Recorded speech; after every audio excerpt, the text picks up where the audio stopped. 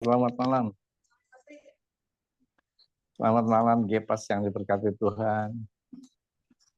Terima kasih Pak Andre, terima kasih Bu Ketua, terima kasih Pak Joko, terima kasih Pak Dokter, terima kasih kepada semua sahabat-sahabat seperjuangan dalam iman. Bersyukur hingga sampai sore ini Tuhan tibakan kita di penghujung hari ini. Keseharian kita beraktivitas, kita bekerja, berkarya, bahkan kita beribadah, baik onsite maupun online. Kita masih diberi kesempatan untuk kita boleh selalu masih menikmati kasih dan kemuliaan Tuhan. Konfirmasi suara saya clear Pak Andre?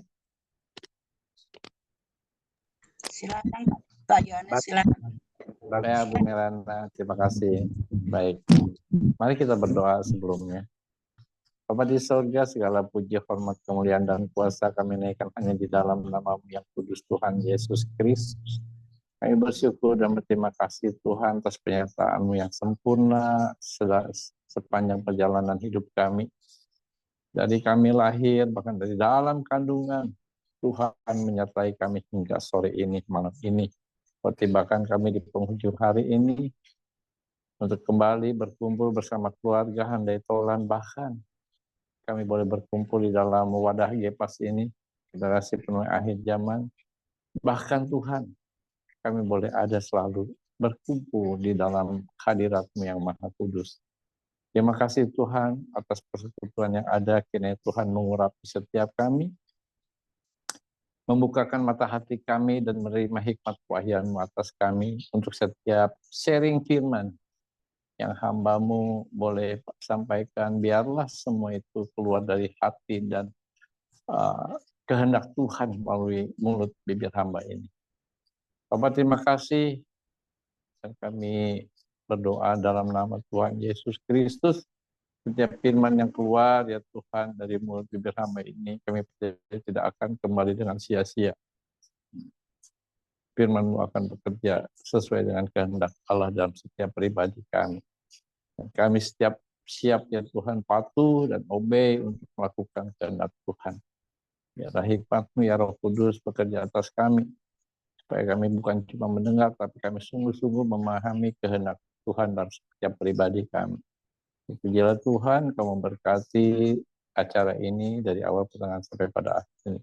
Berdaulat penuh atas hidup kami, berotoritas penuh atas tubuh, jiwa, dan roh kami. Dalam nama-Mu yang kudus, Tuhan Yesus Kristus, kami bersyukur, kami berdoa. Haleluya. Amin. Sekali lagi kami ucapkan shalom. Kiranya damai sejahtera Allah yang melampaui segala akal ada dalam setiap kita. Puji Tuhan, Bapak Ibu yang kami kasihi, terima kasih atas segala kesempatan yang Tuhan berikan. Kesempatan melalui Gepas ini, saya bisa sharing, bukan saya menggurui, bukan saya mengajari, tapi saya ingin berbagi tentang kehidupan Yesus. Kehidupan Yesus yang menjadi teladan dalam hidup kita. Tentunya di dalam setiap perjalanan itu kita pun boleh melihat di dalam kehidupan kita apakah kita sudah menjadi teladan ataukah orang tua kita sudah menjadi teladan ataukah tetangga kita sudah menjadi teladan ataukah anak kita sudah menjadi teladan. Tentunya keteladan adalah hal yang sifat positif ya. Karena kalau saya antarkan tentang tema yang tertera di dalam flyer itu, ya apa yang saya lupa temanya. Sebenarnya temanya pendek, cuman atas ada saran jadi panjang begini. Mereka mengajarkannya tetapi tidak melakukannya. Tentunya ini berkaitan dengan keteladanan. Ya, di dalam Matius 23 ayat 1 sampai 3, Bapak Ibu, kita belajar juga keteladanan orang-orang Farisi dan ahli Taurat. Apa yang menjadi keteladanan dari mereka? Tidak ada. Tidak ada. Mereka cuma banyak tahu akan kebenaran firman Tuhan, banyak hafal firman Tuhan, tapi mereka tidak melakukannya. Apakah itu menjadi teladan? Tentunya tidak. Tapi kita mau belajar dari orang-orang yang seperti ini. Seperti ahli-ahli Taurat dan orang-orang Farisi. Di dalam Matius 23 ayat 1 yang ketiga, saya bacakan aja bagi kita semua. Maka berkatalah Yesus kepada orang banyak dan kepada murid-muridnya. Katanya, ahli-ahli Taurat dan orang-orang Farisi telah menduduki kursi Musa. Ketiga, sebab itu Tuhan bilang, turutilah dan lakukanlah segala sesuatu yang mereka ajarkan kepadamu. Tetapi janganlah kamu turuti perbuatan-perbuatan mereka, karena mereka mengajarkannya tetapi tidak melakukannya. Melalui kebenaran firman ini, tentunya mereka bukan menjadi teladan. Bukan menjadi teladan. Tetapi Yesus pun mengarahkan murid-muridnya, tentunya mengarahkan saudara dan saya, untuk menuruti dan melakukan segala sesuatu yang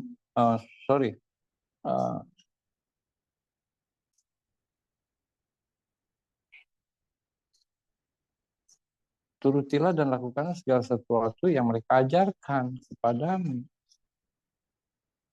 Yesus sendiri berkata, apa yang ahli-ahli Taurat dan orang-orang Farisi itu, turutilah dan lakukanlah.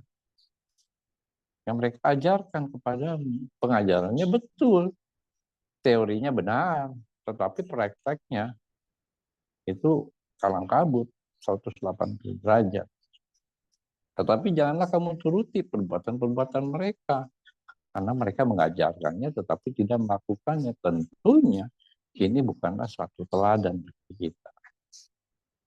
Seperti kita pernah tahu, Bapak Ibu yang kami kasih, ada pepatah, guru kencing berdiri, murid kencing berlari. Ya.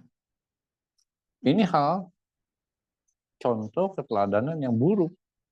Murid biasanya tuh dia mencontoh apa yang dikatakan gurunya dan apa yang dilakukan gurunya.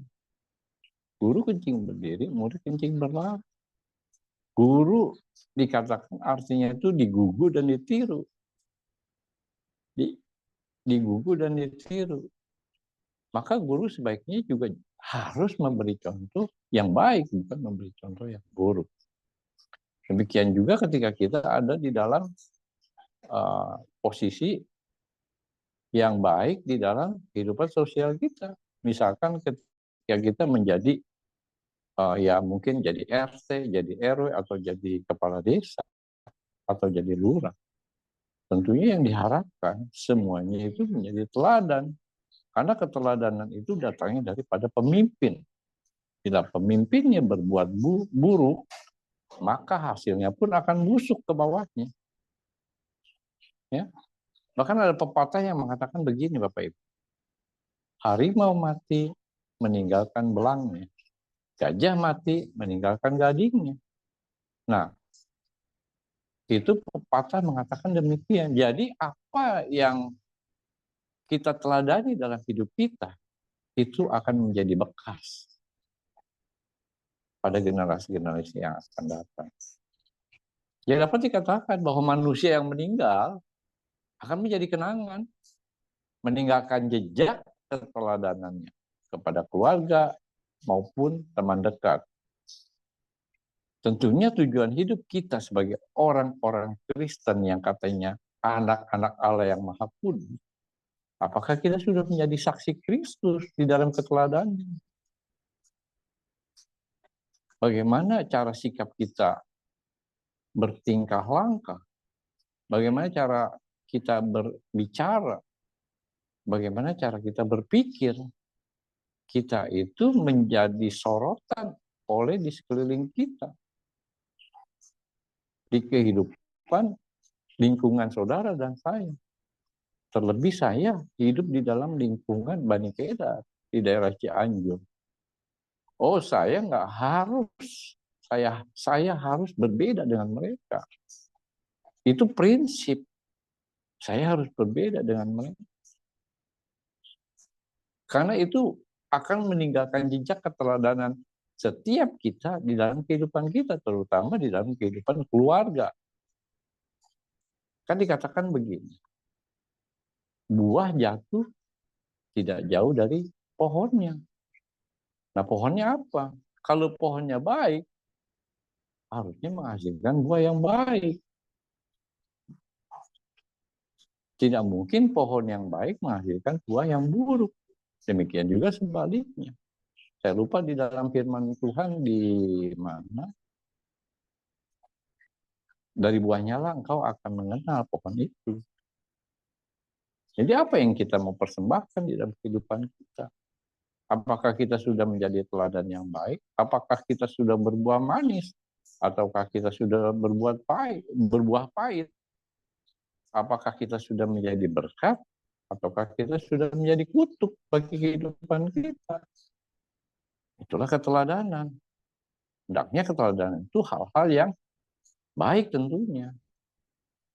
Karena itu akan jadi jejak di dalam kehidupan kita.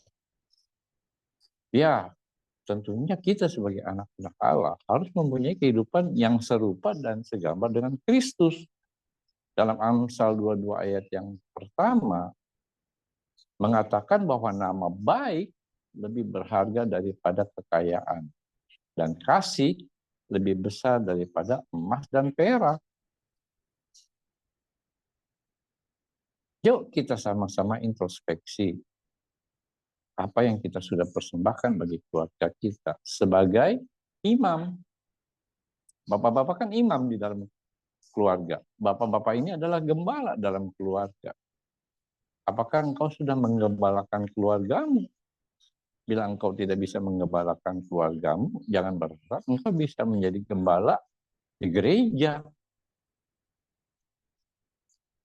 Nggak mungkin itu. Dan nggak benar itu. Amsal 22, saya ulangi, mengatakan bahwa nama baik lebih berharga daripada kekayaan dan kasih lebih besar daripada emas dan perak. Bagaimana namamu? Nama saya bagaimana dengan Yohanes Putra? Apakah menjadi perkenanan keluarga, menjadi perkenanan sahabat-sahabat, menjadi perkenanan tetangga-tetangga? Saya harus berjuang untuk menjaga nama baik Tuhan yang saya sembah di tempat saya berada, di Cianjur. Saya harus menjadi berkat. Saya harus berbeda dengan orang-orang kebanyakan di daerah situ. Istri saya pernah punya kesaksian begini. Dia punya tetangga namanya Tela. Baik, orangnya baik. Hubungannya pun baik sebagai sahabat. Tela ini sempat berbicara sama istri saya. Dia bilang begini, Bapak Ibu. Dia bilang, saya suka ya ngeliat teteh, katanya. Ngeliat istri saya. Kemana-mana selalu berdua. Kadang kalau dilihatin dari jauh, jalan bergandengan tangan. Dia bilang, seperti itu. Dalam hatinya dia ingin seperti itu dengan suaminya. Tapi ternyata memang ada kejanggalan di dalam keluarga Tela ini. Suaminya ini ya boleh dibilang ya hidup enggak.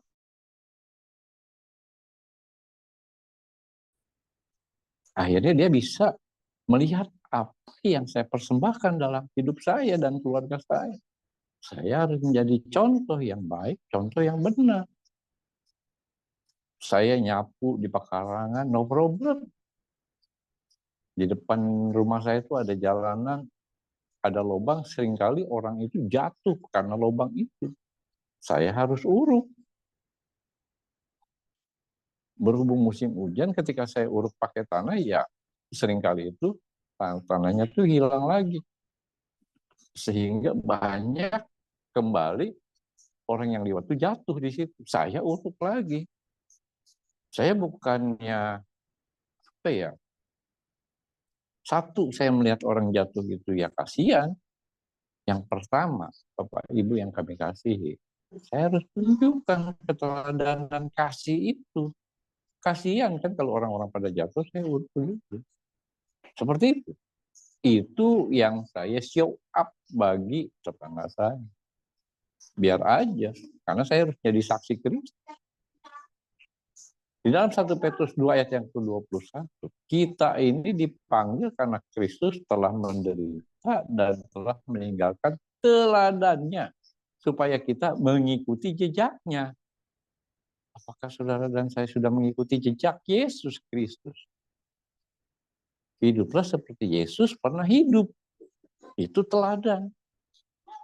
Itu teladan Yesus. Apakah kita sudah melakukan itu? Kita tahu Yesus itu dihina. Yesus itu ditolak. Yesus itu diludahin. Bahkan dia terancam nyawanya. Sampai pun dia memang mati. Karena keteladanan. Teladanannya Yesus itu taat kepada Bapa di surga atas rancangan. Bagaimana dengan kita? Kadang di dalam keseharian kita, terkadang kita mendapatkan malah pelanggaran. Malah kita menjadi contoh yang buruk di dalam kehidupan keluarga, bahkan kehidupan tetangga kita. Bagaimana kita mau meneladani Yesus? Maaf, kalau kita masih merokok, kita masih mengucapkan hal-hal yang tidak baik, tidak benar, bahkan sumpah serapah, itu tentunya bukan murid Tuhan. Itu tidak meneladani Yesus. Bahkan seringkali melanggar. Bagaimana dengan rambu-rambu lalu lintas? Apakah kita masih labrak walaupun nggak ada polisi? Itu bukan keteladanan. Dan saya menerapkan itu kepada keluarga saya. Di tempat saya, di Jonggol, itu ada satu rambu dilarang masuk. Memang kalau masuk larangan itu jalannya lebih shortcut, lebih simpel, lebih pendek. Tetapi tanpa sadar kita sudah menjadi teladan yang tidak benar di dalam keluarga kita. Ketika istri dan anak saya bonceng, kita langgar itu lampu itu akan nempel sama mereka. Kadang seringkali kita untuk mempertahankan iman kita pun kadang-kadang kita disuruhkan untuk melanggar. Artinya kita setidaknya kita bersilat lidah. Contohnya hal-hal yang gampang, kelihatannya gampang, tapi coba dilihat. Berdusta aja, berbohong. Apakah kita masih berbohong untuk itu? Atas kehidupan kita. Kalau kita masih berbohong, kita tentunya belum menjadi teladan. Itu hal yang kelihatan sepele loh. Bisalah untuk tidak ngebohong. Kadang seringkali kita disudutkan untuk kita berbohong. Tentunya itu bukan menjadi teladan. Hal sepele. Kita tahu firman Tuhan. Kita banyak hafal firman Tuhan. Tapi untuk apa kalau kita melabrak semuanya? Kita tidak menjadi teladan. Ada beberapa contoh keteladanan yang mungkin bisa kita menjadi panutan untuk dipraktekkan dalam kehidupan kita sehari-hari. Tentunya kita mohon Roh Kudus membantu kita untuk mampu melakukan kebenaran firman ini supaya kita menjadi teladan, menjadi figur yang baik, figur yang benar dalam kehidupan kita. Terlebih dalam setiap keluarga kita. Yang pertama saya mau bawakan bagi saudara dan saya tentang keteladanan di dalam penderitaan. Apakah kita siap menderita mengikut Yesus? Apakah kita siap dicaci, dicerca, bahkan dianiaya dalam mengikut Yesus? Teladan dalam penderitaan. Dalam 1 Petrus 2 ayat yang ke-21 demikian firman Tuhan. Sebab untuk itulah kamu dipanggil, karena Kristus pun telah menderita untuk kamu dan telah meninggalkan teladan bagimu, supaya kamu mengikuti jejaknya. Bagaimana dengan saudara dan saya? Saya introspeksi terus setiap saat. Bahkan ketika mau tidur, apa yang saya sudah lakukan dalam hidup saya sehari ini? Apakah sudah menjadi berkat? Apakah sudah menjadi teladan dengan menyenangkan, mengutamakan kesenangan orang lain daripada kesenangan saya? Itu teladan. Dalam hal ini setiap kita, saudara dan saya, sudah dipanggil. Karena Kristus telah menderita untuk meninggalkan keteladanannya bagi kita. Kita tuh dipanggil untuk melakukan apa yang Tuhan lakukan. Bukan seperti orang Farisi. Mereka mengajarkannya, tetapi tidak melakukannya. Ya. Yesus sendiri mengatakan bagi setiap kita, bila kita mengikutnya, kita harus menyangkal diri dan memikul salibnya. Bagi saya nggak cukup sampai di situ. Bukan cuma menyangkal diri dan memikul salibnya. Apakah kita siap disalibkan? Siap disalibkan. Harus siap. Dan saya lakukan itu ketika orang lain menganiaya saya. Apa saya balas? Enggak. Saya terima. Saya terima. Karena saya ingat. Yesus pun menerimanya. Penganiayaan itu. Kedua tentang teladan pengampunan. Di dalam Lukas 23 ayat 34. Yesus berkata, ya Bapa, ampunilah mereka. Sebab mereka tidak tahu apa yang mereka perbuat.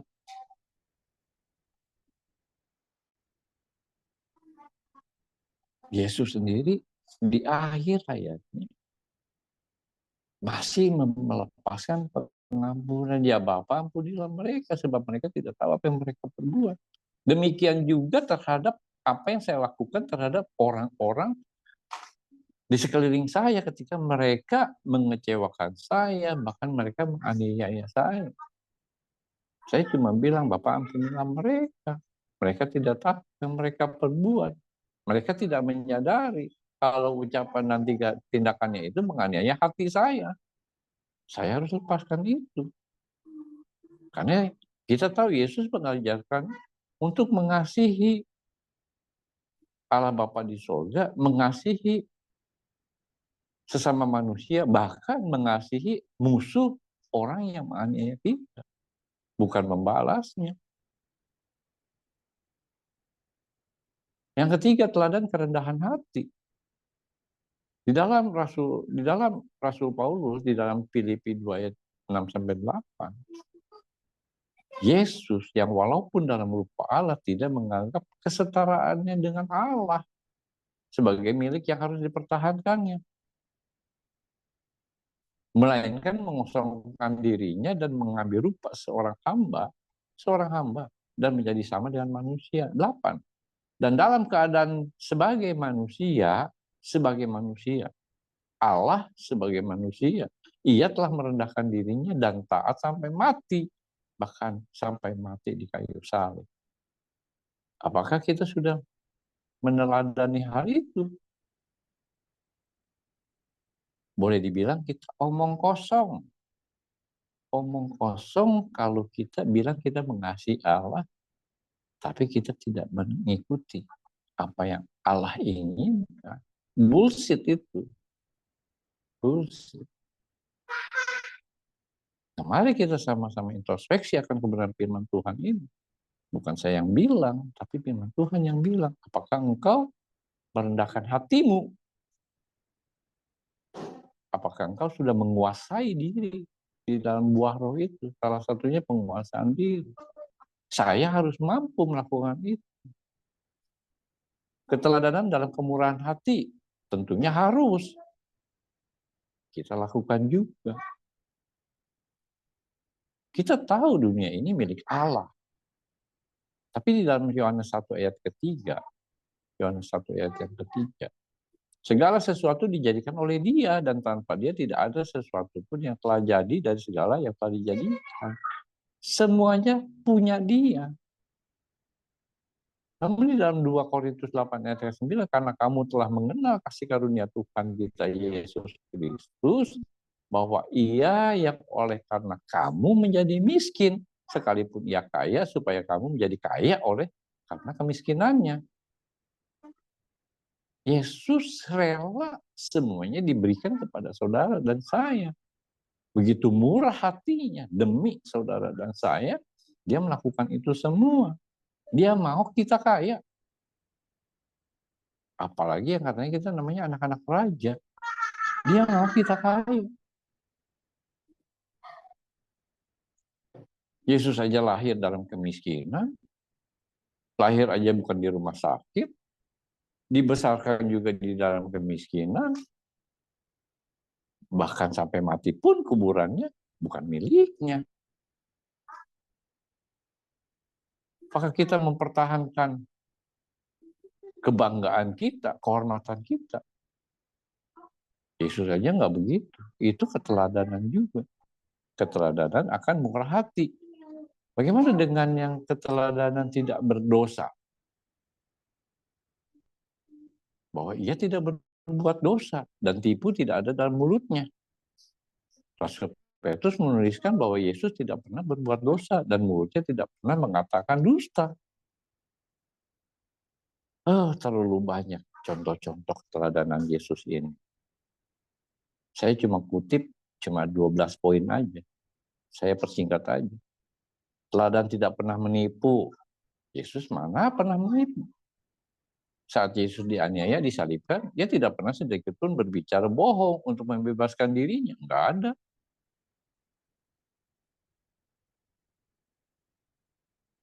Dia sungguh-sungguh meneladani apa yang menjadi kehendak Bapaknya. Tidak pernah dia membela dirinya. Apalagi dengan tipu daya. Yang ketujuh demikian juga. Tentang keteladanan kita menjaga supaya kita tidak mencaci maki. Karena di dalam Roma 12 ayat 14 mengatakan demikian.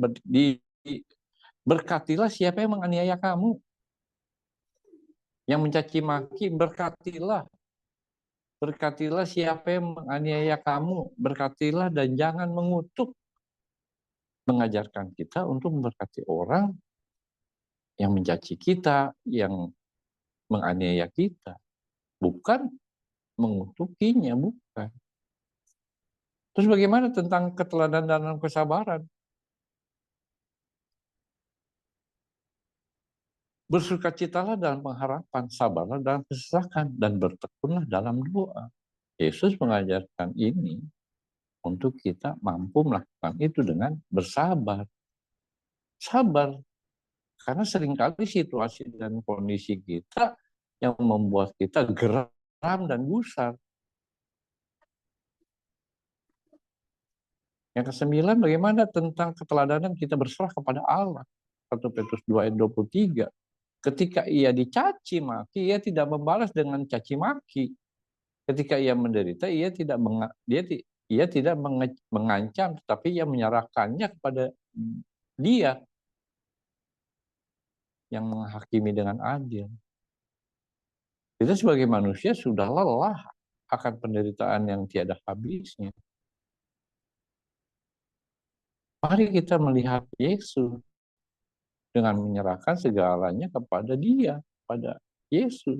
Biar Bapa yang melakukannya bagi saudara dan saya. Kita berserah kepada Yesus, bukan kita menyerah. Bukan, kita berserah. Kehendak-Mu lah yang jadi, bukan karena kami yang jadi. Bapak Ibu yang kami kasihi, dari antara 8 keteladanan itu, yang mana yang belum kita lakukan? Apalagi kalau sampai kita meneladani, menyerahkan jiwa kita demi orang lain. Mampukah? Ayo, siap nggak kita menyerahkan nyawa kita untuk orang lain? Karena dalam firman Tuhan dikatakan sahabat yang baik menyerahkan nyawanya untuk orang lain. Tepatnya saya lupa di mana dan kata-katanya lupa di mana. Siap nggak kita untuk berkorban nyawa kita untuk orang lain? Itu keteladanan. Pernah dengar nggak yang namanya Rianto dari Banser Nadatul Ulama? Mungkin saudara pernah dengar akan seorang patriot ini. Orang Islam loh dia. Banser Nadatul Ulama NU, namanya Rianto. Banser yang dapat tugas mengamankan Natalan di gereja daerah, kalau nggak salah daerah Surabaya. Ketika dia sedang menjaga keamanan Natal di satu gereja, menemukan, mencurigakan benda, dan dia lihat ternyata bom.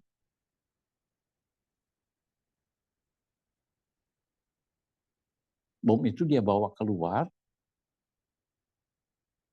dan dia lihat situasinya masih banyak orang. Akhirnya dia dekap bom itu, dan bom itu meledak di dekapan Rianto itu, dan Rianto gugur demi menyelamatkan umat yang sedang beribadah.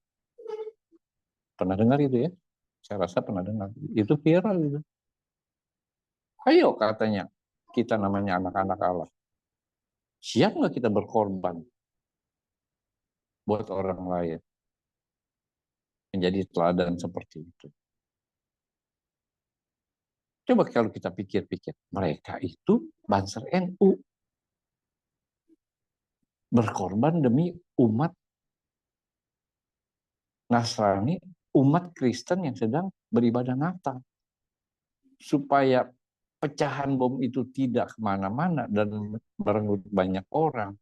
Rianto dekap bom itu. Sampai bom itu meledak di tubuhnya. Dan dia pun gugur saat itu. Makanya kita sebagai anak-anak Allah, di antara keteladanan, nggak usahlah seperti Banser NU itu. Nggak usahlah seperti Rianto itu. Apa yang kau ucapkan? Apa yang kau lakukan? Apa yang kau kerjakan supaya menjadi berkat? Dan itu menjadi teladanmu. Dan orang melihat bahwa sungguh Yesus Kristus ada di dalam hidup kamu. Sanggup nggak? Mikirnya 1000 kali. Untuk berkorban demi orang lain. Berkorban uang aja, berkorban materi aja kita masih mikir-mikir. Gimana kita menjadi korban seperti itu? Yang ke-11, teladanan dalam beriman. Sejauh mana iman kita? Ini kita ukur. Apakah engkau mengasihi Tuhan Allahmu dengan segenap hatimu, dengan segenap jiwamu, dengan segenap akal budimu, dan segenap kekuatanmu? Di dalam Daniel 3 ayat 18, ketika Daniel dipaksa untuk menyembah berhalanya Raja Nebukadnezar. Daniel 3 ayat 18. Tetapi seandainya tidak, hendaklah Tuanku mengetahui ya Raja, bahwa kami tidak akan memuja dewa Tuanku dan tidak akan menyembah patung emas yang Tuanku dirikan. Bisa nggak kita melakukan hal itu seperti Mesak, Sadrak, dan Abednego? Kita baru diiming-imingi dapat boti, bantuan operasional tempat ibadah aja, udah bergeser iman kita. Udah menjual iman kita. Haleluya. Menyeramkan sekali hidup ini. Bagaimana dengan iman kita? Yang terakhir, yang mungkin menjadi tolak ukur bagi saudara dan saya. Keteladanan Yesus Kristus. Keteladanan Yesus Kristus. 1 Petrus 2 ayat 24. Ia sendiri telah memikul dosa kita di dalam tubuhnya di kayu salib. Supaya kita yang telah mati terhadap dosa hidup untuk kebenaran. Oleh bilur-bilurnya kamu telah sembuh.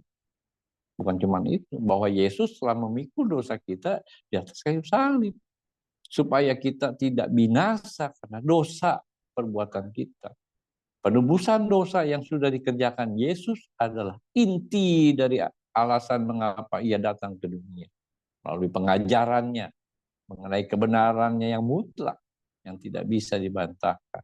Agar kita menjadi orang percaya yang tidak sia-sia, beriman kepadanya, sungguh-sungguh iman kepada Yesus Kristus.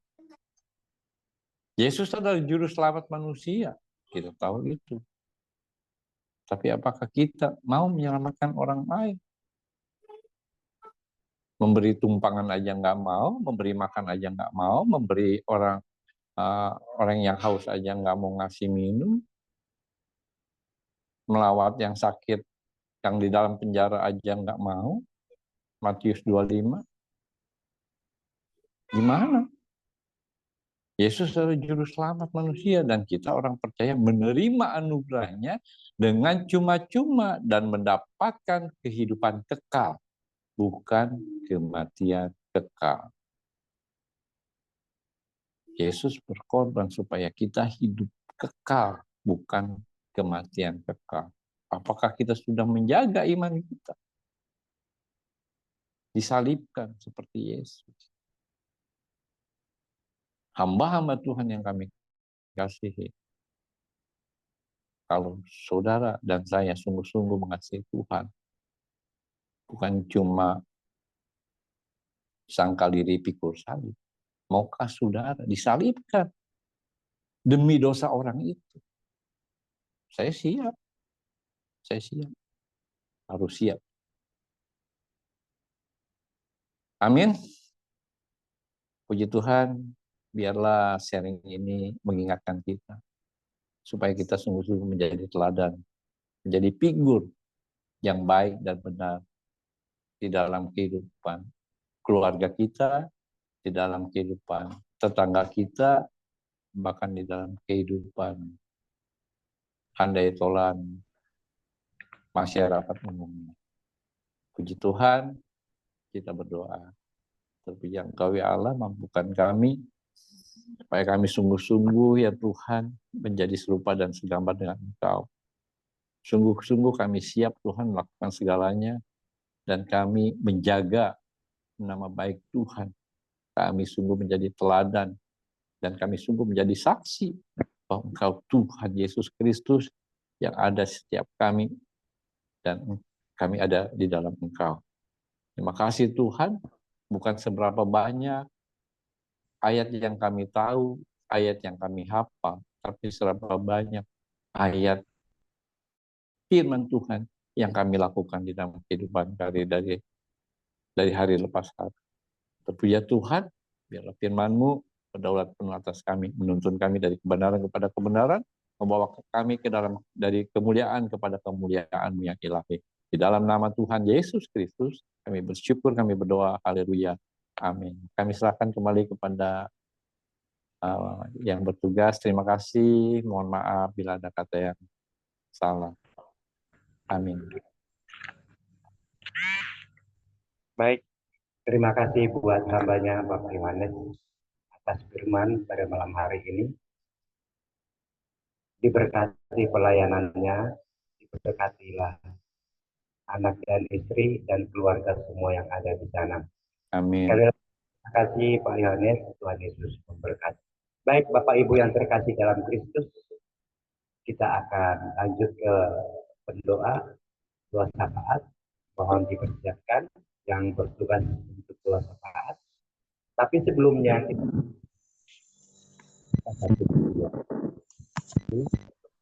langsung diambil alih oleh berdoa. Setelah habis berdoa, nanti doa yang kembali dan kalian doa penutup. Baik, terima kasih buat kita semua. Kita angkat pujian.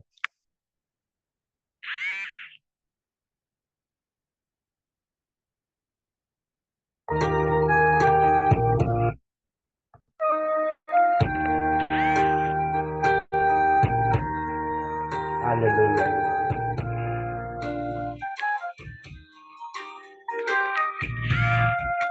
Kita layani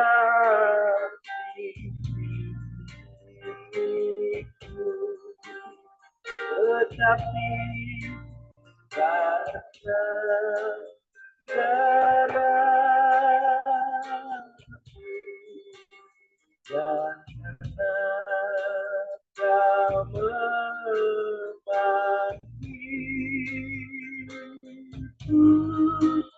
Yesus datang, Yesus ada.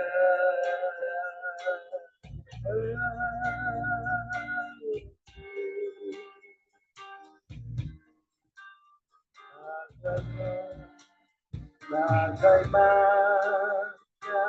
adanya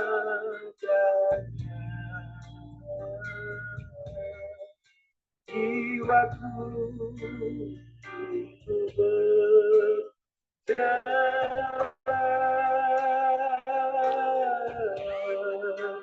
darahmu membasuhnya.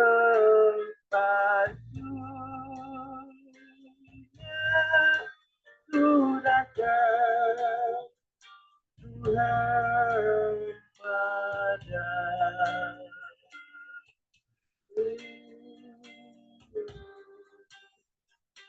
Haleluya. Terima kasih ya Tuhan.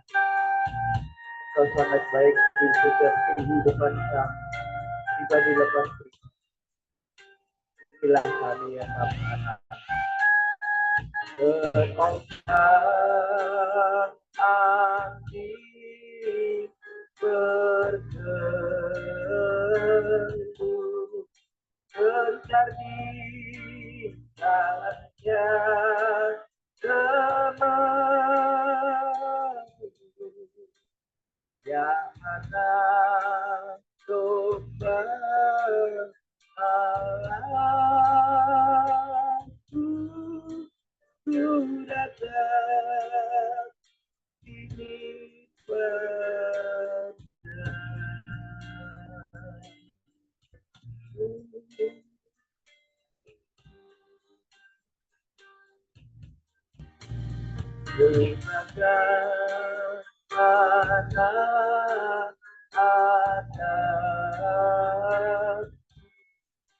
telaga kita dan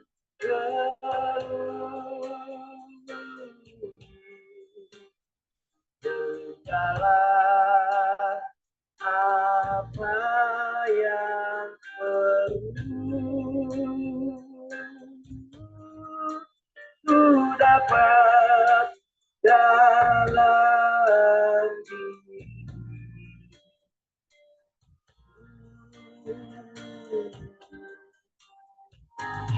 Terima kasih. Kami persilakan yang berkenan doa syafaat ya kita.